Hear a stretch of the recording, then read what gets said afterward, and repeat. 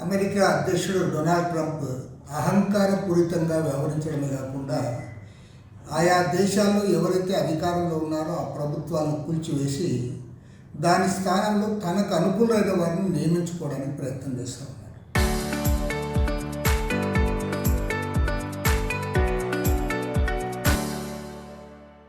ఇవాళ ఇరాన్ పైన దాడి చేసి పెద్ద ఎత్తున విధ్వంసం సృష్టించడమే కాకుండా అనేక మంది అమాయకులను చిన్నపిల్లలను కూడా హతమార్చి ఈరోజు అక్కడ ఎవరు లీడర్గా ఉండాలి అనేది కూడా నేనే నిర్ణయిస్తూ ఉంటాను.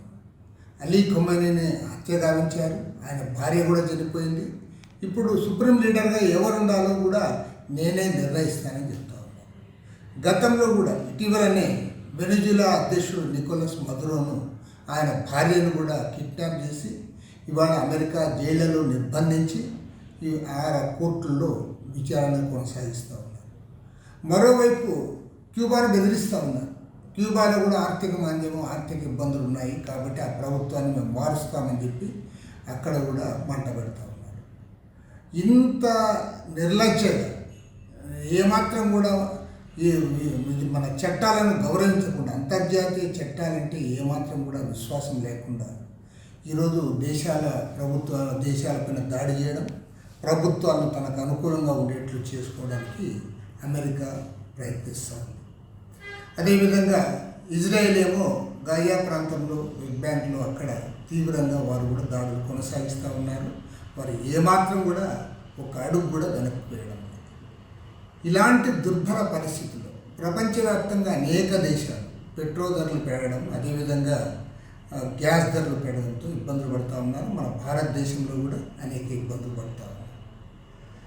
అంతేకాకుండా ఇవాళ అమెరికా వారేమంటే మనలాంటి భారతదేశం అత్యంత జనాభా కలిగి ప్రజాస్వామిక దేశమైన భారతదేశం మనం ఏం చేయాలి, ఏది కొనాలి, ఎవరితో కొనాలి అనేది కూడా వారు నిర్ణయిస్తూ ఉన్నారు.